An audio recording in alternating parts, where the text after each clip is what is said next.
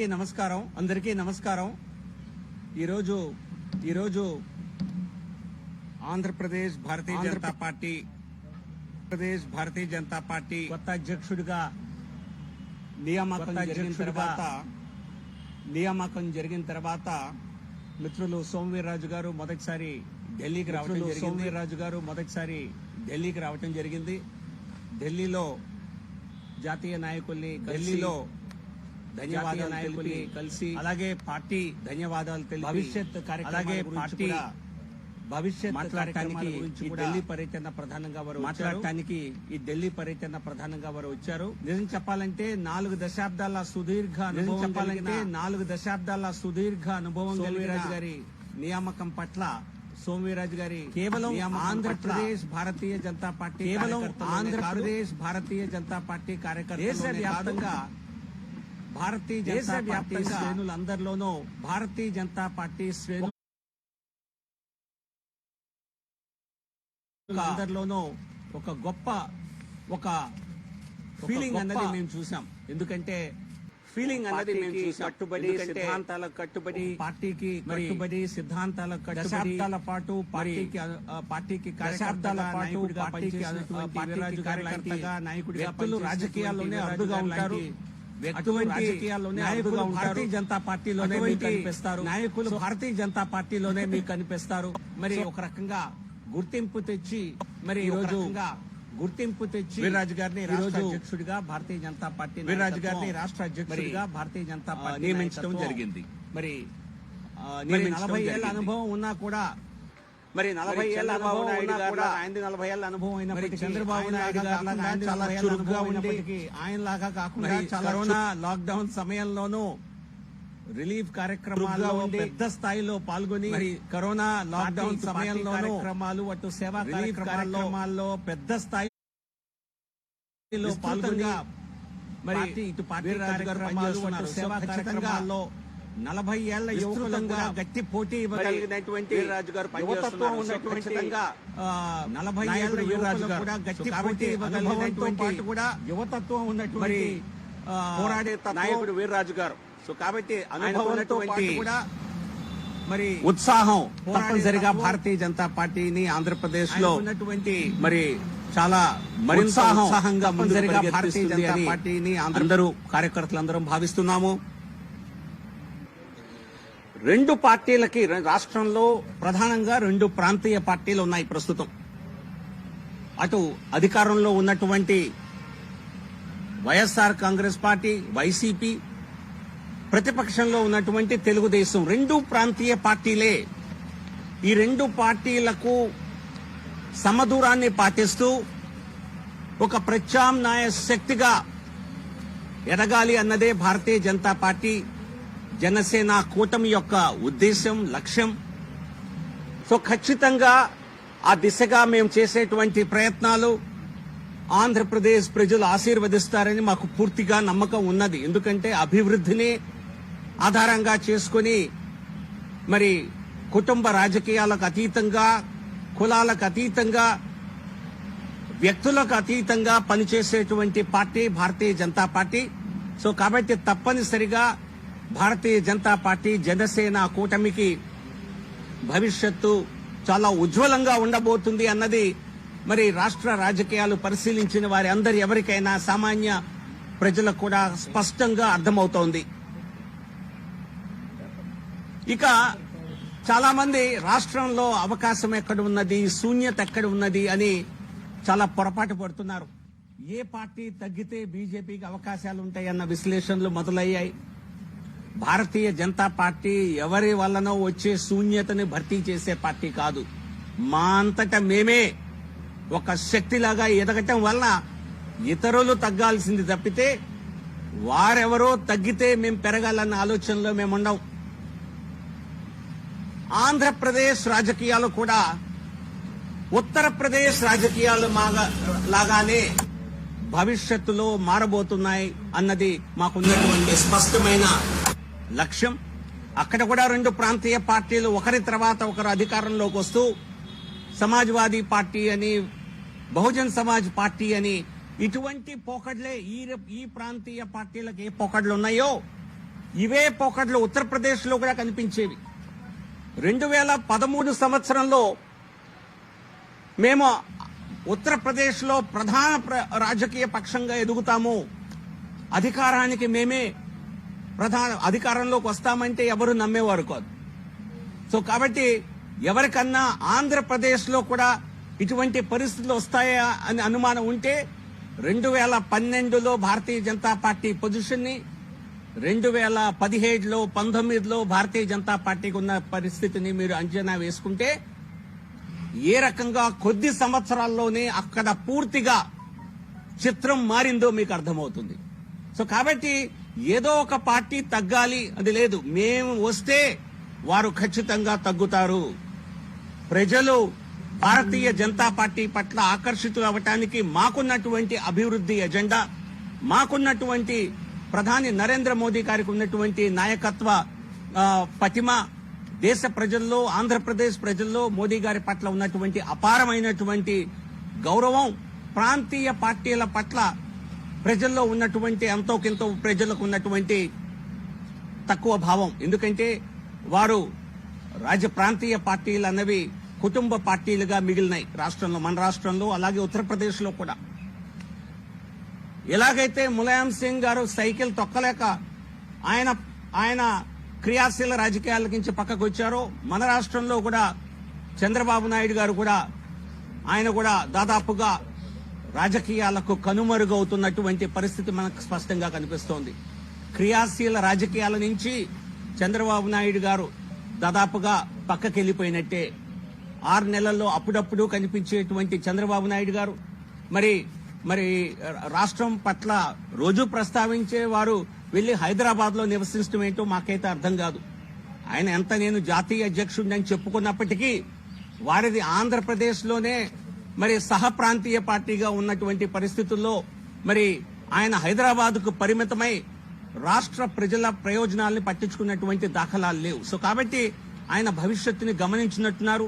క్రియాశీల రాజకీయాల నుంచి దాదాపుగా చంద్రబాబు తప్పించుకున్నట్లే, పక్కకు వెళ్ళినట్టే. ఇక ఆయన కుమారుడు అధికారంలోకి వస్తే ఆయన కుమారుడు పార్టీ పగ్గాలు చేపడతారనుకుంటే ఆయన్ను చూసిన వారి పార్టీలో వారు కూడా రాహుల్ గాంధీని చూసి కాంగ్రెస్ పార్టీలో ఎలా అయితే యువ నాయకులు దూరం అవుతున్నారో, ఎలాగైతే జ్యోతిరాదిత్య సింధియా మరి వంటి అద్భుతమైన పటిమ కలిగిన యువ నాయకులు ఆ పార్టీని వదిలి ఏ రకంగా భారతీయ జనతా పార్టీలో చేరారో దేశమంతా చూశారు. అలాగే పైలట్ లాంటి వారు కూడా కాంగ్రెస్ పార్టీని వీడి వెళ్లిపోవటం మనం చూస్తున్నాము. టెక్నికల్ గా పార్టీలో ఆయన ఉన్నప్పటికీ కూడా కాంగ్రెస్ కు దాదాపుగా గుడ్ బై చెప్పిన పరిస్థితే మనకు రాజస్థాన్ లో కూడా కనిపిస్తోంది. సో కాబట్టి తెలుగుదేశం పార్టీ అక్కడ ఉత్తరప్రదేశ్ లోనూ సమాజ్వాదీ పార్టీ గుర్తు సైకిలే, ఇక్కడ సైకిలే. అక్కడ ఎట్లా అయితే ములాయం సింగ్ యాదవ్ గారు పక్కకు వచ్చారో ఇక్కడ కూడా చంద్రబాబు నాయుడు గారికి సైకిల్ దొక్కేటువంటి ఆయనకు ఓపిక కనపడటం లేదు. సో ఇవన్నీ చూసిన ప్రాంతీయ ప్రజలు, రాష్ట్ర ప్రజలు, ఆంధ్రప్రదేశ్ ప్రజలు క్రియాశీలకంగా పనిచేసేటువంటి నాయకులు కావాలి, అభివృద్ధి ఆధారంగా పనిచేసేటువంటి రాజకీయ పార్టీ కావాలి. అంతేగాని స్వార్థ లాభాల కోసం పనిచేసేటువంటి ప్రాంతీయ పార్టీలతో మరి ఆంధ్రప్రదేశ్ నవ్యాంధ్రప్రదేశ్ గా, బంగారు ఆంధ్రప్రదేశ్ గా అవతరించే అవకాశం లేదు అని వారు దాదాపుగా నిర్ణయానికి వచ్చినట్టుగా స్పష్టంగా తెలుస్తోంది. సో ఈ రోజున భారతీయ జనతా పార్టీకి రాష్ట్రంలో పెద్ద శక్తిగా లేదు అన్నది వాస్తవం, అది అందరికీ తెలిసిందే. కానీ రాబోయే రోజుల్లో ఏం జరగబోతుందో మేము చెప్పింది దయచేసి అందరూ గుర్తుపెట్టుకోవాలి. ఖచ్చితంగా త్రిపురలో భారతీయ జనతా పార్టీ 1% నుంచి అధికారంలోకి వచ్చింది. ఆ రాష్ట్ర వ్యవహారాలు మరి సంవత్సరాల పాటు చూసి భారతీయ జనతా పార్టీని అధికారంలోకి తెచ్చినటువంటి సునీల్ దేవ్ధర్ గారు ఈరోజు భారతీయ జనతా పార్టీ ఆంధ్రప్రదేశ్ వ్యవహారాలు చూస్తున్నారు. మరి 1% నుంచి 40%కి 50%కి ఎలా ఎదగాలి అన్నది భారతీయ జనతా పార్టీకి తెలిసిన, మరి ఆల్రెడీ ప్రాక్టీస్ చేసినటువంటి ఒక కళ. ఇది ప్రజలకు చేరువవటం ద్వారా చేసేది తప్పితే మరొక విధంగా చేసేది కాదు. మేము ఎవరిని రాజకీయంగా కిందకు దోసి ఎవరిని మోసం చేసి అధికారంలోకి వచ్చే ఆస్కారం గాని, అవసరం గాని, అవకాశం గాని లేదు. మేము తప్పనిసరిగా ప్రజలకు చేరువై ఒక ఒక ఒక ఒక ప్రధాన రాజకీయ శక్తిగా ఎదిగి అధికారంలోకి రావాలి అన్నది మా యోచన. సో దానికి కాబోయే యూపీనే ఆంధ్రప్రదేశ్, ఏపీలో కూడా మరో యూపీ చూస్తారు అని చెప్పి మీ అందరికీ తెలియజేస్తూ ఈరోజు సోమవీర్రాజు గారు మొదటిసారి అధ్యక్షుడయ్యాక, రాష్ట్ర పార్టీ అధ్యక్షుడయ్యాక ఢిల్లీకి విచ్చేశారు. సో ఢిల్లీ మీడియా మిత్రులతో కూడా ఆయన తన అనుభవాలు పంచుకుంటారు. అలాగే మా రాష్ట్ర వ్యవహారాల ఇన్ఛార్జ్, అలాగే జాతీయ సెక్రటరీ సునీల్ దేవదర్ గారు కూడా మీ ముందు పార్టీ యొక్క లక్ష్యాలని త్వరలో ఉంచుతారు. Daulat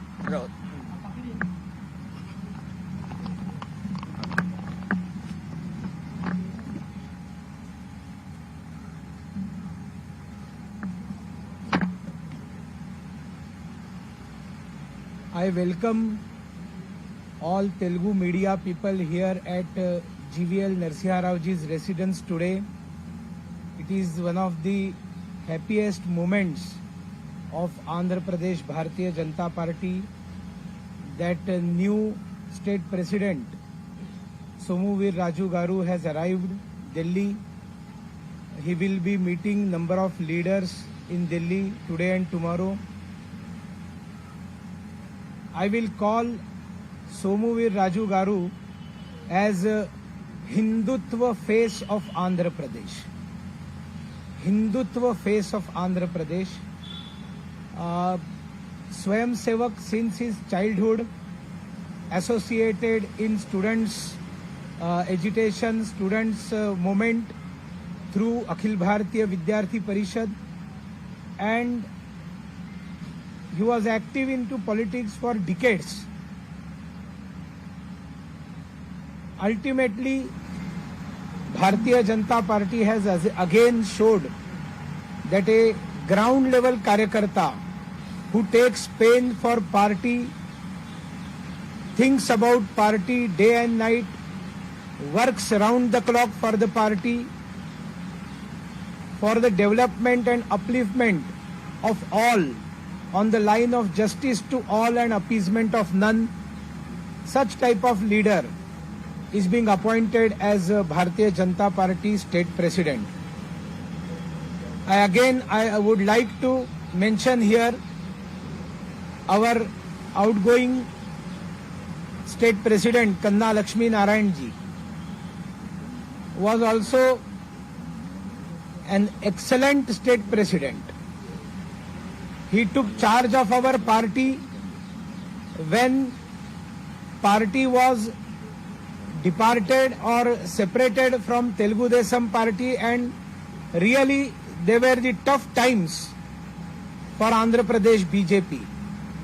Through his hard work, he travelled all across the Andhra Pradesh and brought party to a good condition. And definitely Kanna Lakshmi Narayan Garu also has served as a best state president. And now this new innings of Somuvir Raju Garu and the alliance partner Janasena Party, we together, we are pledged to fight for the people of Andhra Pradesh, those who are being backstabbed for years by Telugu Desam Party and now stabbed by YSRCP party from front. Telugu Desam party ने पीछे से वार किया, YSRCP सामने से वार कर रही है. आंध्र प्रदेश की जनता तकलीफ में है, संकट में है. And that is why the only alternative in coming days for Andhra Pradesh is Bharatiya Janata Party and Janasena Alliance. And we will fight for the right of all sects of Andhra Pradesh, all people of Andhra Pradesh. Bharatiya Janata Party Janasena Alliance is an alliance free from corruption, an alliance free from casteism, and an alliance free from Kutumbaraj, dynasty politics. And that is why under the able leadership of Narendra Modi ji, Amit Bhai Shah ji, and our national president Jagat Prakash Nadda ji at center, Also, we will be having support of our other Andhra Pradesh and Telangana leaders, Ram Madhav ji, Muralidhar Rao ji, Nirmala Sitharaman Garu, and all other leaders. We will, Satya Kumar Garu, we will fight in Andhra Pradesh, and we will see that there will be a complete majority government of BJP Janasena in whenever assembly elections will come in future. We are pledged for Bangar Andhra Rashtra, that is Golden Andhra Pradesh Rashtra, and we will give our everything. This is our commitment to Andhra Pradesh people. Thank you very much.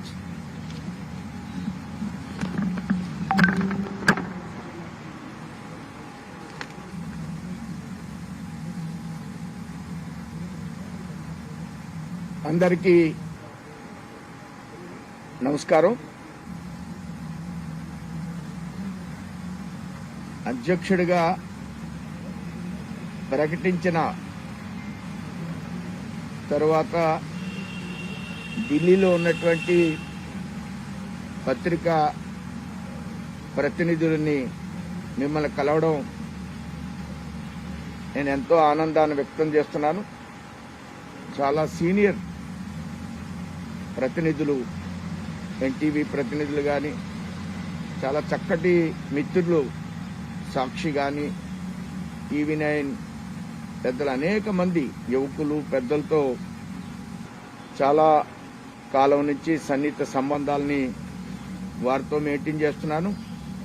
ఈ corona సందర్భంలో పత్రికా ప్రతినిధులుగా మీరు doctors ఏ విధంగా అయితే ప్రయత్నం చేస్తున్నారో అదే విధమైనటువంటి ప్రయత్నం ప్రజల్లోకి, ప్రతి అంశంలోకి వెళ్లి ప్రయత్నం చేయడం, ఇది సమాజానికి అవసరం అయినప్పటికీ కూడా చాలా కష్టకాలంలో పత్రికా రంగంలో ఉన్నటువంటి ప్రెస్ రిపోర్టర్స్ కూడా ఉన్నారు. రాజమండ్రిలో ఒక యువకుడే ఈ కరోనా సందర్భంగా మరణించడం జరిగింది. బాధాకరమైనటువంటి విషయం. నన్ను అధ్యక్షుడిగా నియమించడం, నేను పార్టీకి, నడ్డా గారికి, ప్రధానమంత్రి గారికి, అలానే అమిత్ షా గారికి, పార్టీ యొక్క యంత్రాంగానికి సర్వదా ఎల్లప్పుడూ కూడా ధన్యవాదాలు తెలియజేస్తూ, అదే రీతిలో పనిచేస్తూ నేను పెడతానని మీ ద్వారా నేను తెలియజేస్తున్నాను. వారికి కృతజ్ఞతలు తెలియజేస్తున్నాను. ప్రధానంగా నరసింహారావు గారు, అలానే సునీల్ జీ మాట్లాడినటువంటి విషయాలనే నేను కొంత సూటిగా చెప్పడం కోసం ప్రయత్నం చేస్తాను. భారతీయ జనతా పార్టీ 24 ఎన్నికల్లో చాలా సీరియస్ గా ముందుకు పెడుతుంది. Very serious. ఈవేళ నేను ఒక మిత్రుడితో మాట్లాడాను, ఎక్స్ మినిస్టర్ ఆయన. అన్న సీరియస్ గానే ఉన్నారా అని అడిగారు. ఈ కారణం ఎందుకు వస్తుందంటే 2 అంశాల మూలంగా ఈ అంశం ప్రస్తావిస్తున్నారు జనరల్ గా. ఈ మధ్యన సునీల్ జీ ఒక విషయాన్ని ప్రస్తావించారు. ఎక్కడో చంద్రబాబు నాయుడు గారు ఫోన్ తీసుకుని లోపలికి వెళ్తా అమిత్ భాయ్ దగ్గర నుంచి ఫోన్ వచ్చింది, అమిత్ భాయ్ దగ్గర నుంచి ఫోన్ వచ్చింది అంటున్నాడట. అంటే బీజేపీ నాన్ సీరియస్. మరలా బీజేపీ చంద్రబాబు నాయుడు దగ్గరికి వెళ్ళిపోతుంది అనేటువంటి ఓ ఫీలర్స్ ని వదలడం కోసం చంద్రబాబు నాయుడు గట్టి ప్రయత్నం. మరొక వైసీపీ వాళ్ళు ఏమంటున్నారు, మేము బాగానే సంబంధాలు మెయింటైన్ చేస్తున్నాం అంటే మీలో కన్ఫ్యూజన్ వస్తుంది, ప్రజల్లో కన్ఫ్యూజన్ క్రియేట్ చేయడం కోసం ప్రయత్నం చేస్తున్నారు. ఇది పాలిటిక్స్ లో వాళ్ళు ఆడేటువంటి ఒక పెద్ద ఆట. దీని భారతీయ జనతా పార్టీ ఆటకి మరొక ఆటని, చదరంగాన్ని ఆడుతున్నాం మేము ఇవాళ. భారతీయ జనతా పార్టీ చదరంగం అంటే సెస్ అంటే చాలా సీరియస్ గేమ్, అది చాలా తెలివైనటువంటి ఆట. అది అంతకంటే తెలివిగా భారతీయ జనతా పార్టీ వ్యవహరిస్తుంది ఈ అంశాల్లో. దీన్ని బాగా కాయిన్ చేస్తున్నారు, ఇది బాగా ప్రచారం చేస్తున్నారు. ఈ ప్రచారాల్ని ఇవాళ భారతీయ జనతా పార్టీ జనసేన పార్టీ యొక్క కాంబినేషన్ ని నేను ఇప్పుడు చెప్తున్నాను. నేను 98లో చూశాను ఆంధ్రప్రదేశ్ లో భారతీయ జనతా పార్టీ. ఇవన్నీ సీరియస్ అంశాలు, ప్రాక్టికల్ గా జరిగినటువంటి అంశాలు నేను ప్రస్తావిస్తున్నాను. 98లో ఆంధ్రప్రదేశ్ లో భారతీయ జనతా పార్టీకి 19% ఓట్లు వచ్చినాయి. రాజమండ్రి ఎంపీ నెగ్గారు, కృష్ణరాజు గారు నెగ్గారు కాకినాడలో, అలానే తెలంగాణలో 2 ఎంపీలు నెగ్గారు. అనేకమైన ప్రాంతాల్లో 2 లక్షల ఓట్లు కూడా వచ్చినాయి. 96లో ప్రతి పార్లమెంట్ లో 13,000 ఓట్లు వచ్చినాయి. 98 వచ్చేటప్పటికి ఫేస్ మారిపోయింది వాజ్పేయి గారి లీడర్షిప్ లో. అట్లానే 2009లో చిరంజీవి గారు పోటీ చేస్తే మరొక 19% ఓట్లు వచ్చినాయి. మొన్న చాలా ఏమైనా చంద్రబాబు నాయుడు ఓడిపోవాలి అంటే జనసేనకి 7% ఓట్లు వచ్చినాయి. అంటే ఆంధ్ర రాష్ట్రంలో అంటే వాక్యూమ్ లేదు, ఖాళీ లేదు అంటున్నారు అందరూ కూడా. ఖాళీ 20% ఖాళీ ఉంది. భారతీయ జనతా పార్టీ జనసేన కాంబినేషన్ ఇప్పుడు 25% తోటి ఉంది. ఇది చాలా స్పష్టం. నేను చెప్పిన దాంట్లో చాలా అర్థం ఉంది. దీనికి అందరూ కూడా తెలుసుకుంటున్నారు. తెలుసుకుని నేను వెంకటకృష్ణ గారు నన్ను ప్రశ్న వేశారు. ఏమన్నారంటే అది రెడ్ల పార్టీ అంట, ఇది కమ్మోరు పార్టీ. వెంకటకృష్ణ గారు ఇది కమ్మోరు పార్టీ, అది రెడ్ల పార్టీ కాదు భారతీయ జనతా పార్టీ దృష్టిలో. తెలుగుదేశం కమ్మోరు పార్టీ కూడా కాదు. ఆ 2 ఫ్యామిలీ పార్టీలు. అది చంద్రబాబు నాయుడు కొడుకు పార్టీ. ఇది రాజశేఖర రెడ్డి గారు అబ్బాయి పార్టీ, వాళ్ళ ఫ్యామిలీ పార్టీ. ఈ ఫ్యామిలీ పార్టీలో భారతీయ జనతా పార్టీ హిందుత్వాన్ని చెప్పారు సతీష్, మన సునీల్ జీ, మాది సకల జనుల పార్టీ. మా క్యాస్ట్ ఎందుకండి? మోడీకి ఏం క్యాస్ట్ ఉందండి? చైనాను ఎదుర్కొంటున్నాడు మోడీ, పాకిస్తాన్ ఎదుర్కొంటున్నాడు. ఆర్టికల్ 370 రద్దు చేశాడు మోడీ గారు. మా క్యాస్ట్ ఉందా? నెహ్రూ గారు అబ్బాయా? మోడీ గారు నెహ్రూ గారు అబ్బాయా? మోతీలాల్ నెహ్రూ కొడుక? వాజ్పేయి గారు ఆయన అడిగారు వాజ్పేయి గారిని, మీరు ప్రధానమంత్రి అవుతారా అని అడిగారు వారిని. అడిగితే ఆయన చెప్పారు, నేను ఆఫ్టర్ ఆల్ ఆమె స్కూల్ టీచర్ సన్, బడిపంతుల కుమారుణ్ణి. ప్రొక్రాన్ టెస్ట్ చేశాడు, 4 రోడ్లు వేశారు, కార్గిల్ యుద్ధం చేశారు వాజ్పేయి గారు. అమెరికా కన్ను కప్పి ప్రొక్రాన్ టెస్ట్ చేసి అద్భుతమైన కార్యక్రమాలు చేశాడు. ఇవాళ మోడీ గారు ఏం చేస్తున్నారో మీ అందరికి కూడా తెలుసు. కాబట్టి ఏదైనా తెలుగుదేశం, ఎన్టీ రామారావు గారు తెలుగుదేశం పేద ప్రజల పార్టీ, అది కమ్యూనిస్ట్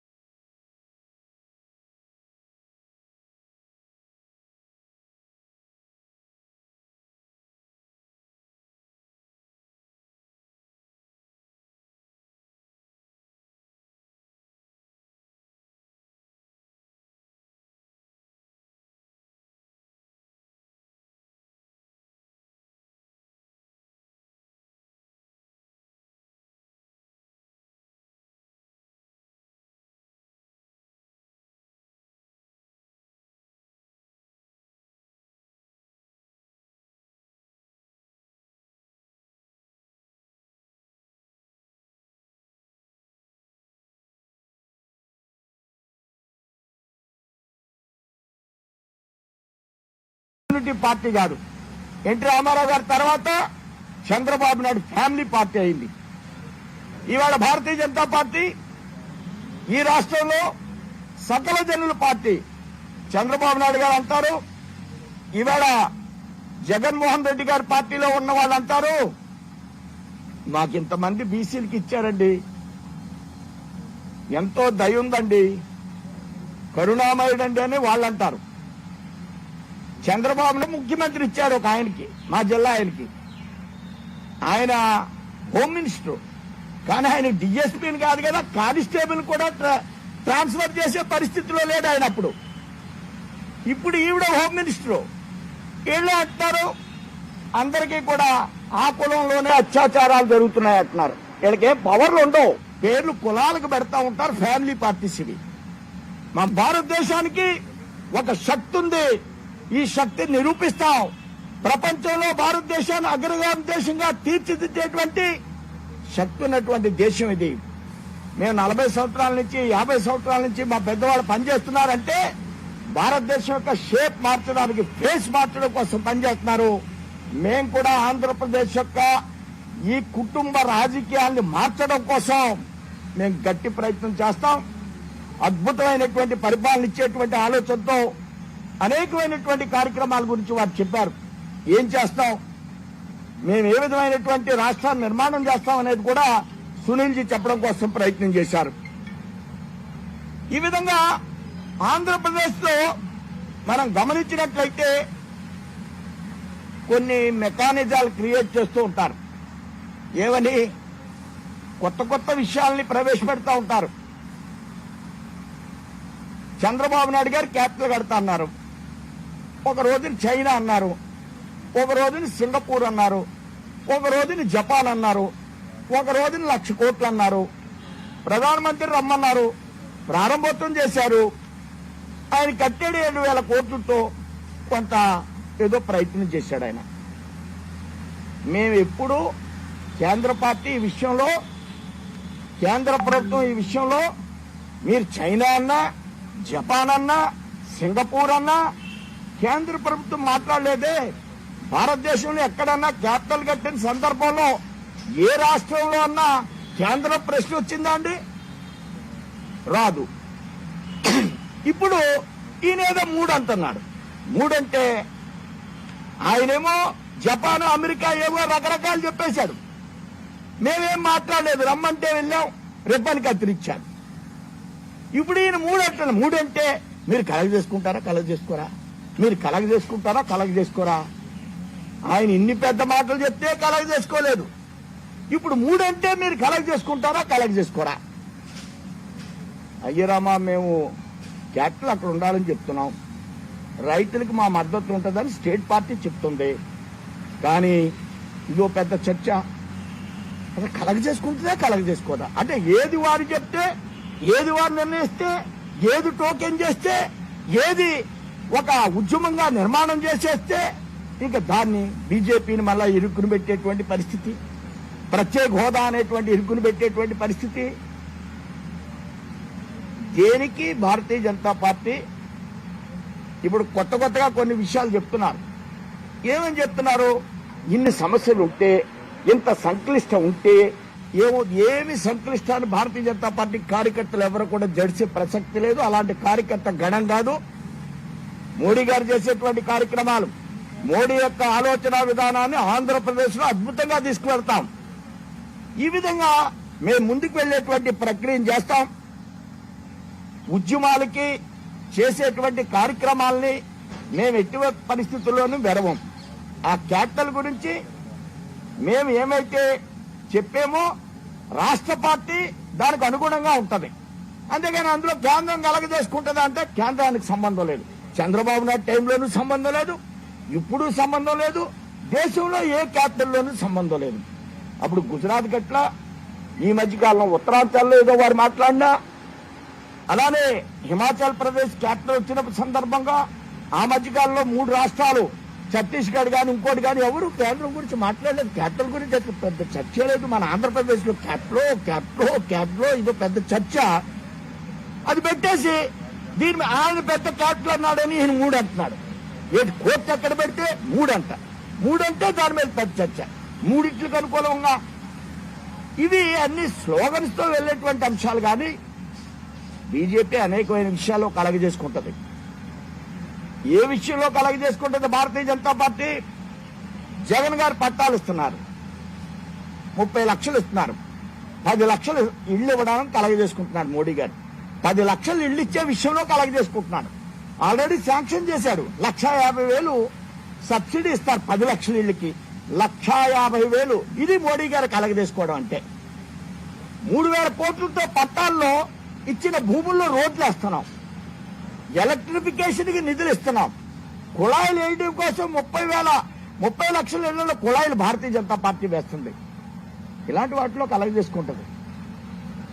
కోర్టు ఎల్ఈడి బల్బులు ఇస్తుంది ప్రతి ఇంటికి, సకల జనులకి అందరికీ ఇస్తుంది భారతీయ జనతా పార్టీ. ఎల్ఈడి బల్బులు ఇస్తుంది ప్రతి ఇంటికి ఇస్తుంది సకల జనుల పార్టీ. ఆ విధంగా మేము కలగజేసుకునే 4 రోడ్లు వేస్తుంది. ఈవేళ భారతీయ జనతా పార్టీకి మోడీ యొక్క ప్రభుత్వ విధానాలు చెప్పడానికి అనేక అవకాశాలు ఆంధ్రప్రదేశ్ లో ఉన్నాయి. 104 వెహికల్స్ లో ఉన్నా, 108 వెహికల్స్ లో ఉన్నా, ఆవేళ వాజ్పేయి గారు ప్రభుత్వం పెట్టినటువంటి ఏదైతే రూరల్ హెల్త్ మిషన్ ఉందో దాంట్లో నిధులు ఇచ్చారు 60%. ఇప్పుడు ఈ బాబు గారు కూడా బ్రహ్మాండంగా ప్రకటన చేస్తున్నారు.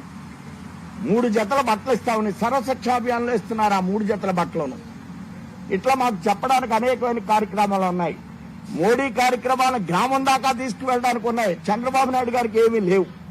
అప్పుడేదో ఇలాంటివి ఇస్తే అందులో కొంత కాజేశారు. దాన్ని ఈయన పట్టించుకోవడం లేదు. ఇళ్ళు ఆయన కట్టాడు, ఎస్ఎఫ్టీ 2200 కట్టారు, దాని మీద చర్యలు లేవు. ఇలా పట్టాలు ఇస్తానన్నారు, భూములు కొంటున్నారు, దాంట్లో కొద్దిగా కమిషన్లు ఎక్కడికక్కడ లాగేస్తున్నారు. మేము పెద్దలు చెప్పినట్లుగా 2 పార్టీల్ని ఒకే విధంగా చూస్తాం. భారతీయ జనతా పార్టీ, జనసేన చాలా సీరియస్ గా ఉంటుంది. క్యాపిటల్ లో చెప్తున్నాం, ఢిల్లీ రాజధానిలో చెప్తున్నాం. దీన్ని కింద స్థాయి దాకా మీరు తెలియజేస్తారని ఆశిస్తూ నేను సెలవు తీసుకుంటున్నాను. Thank you.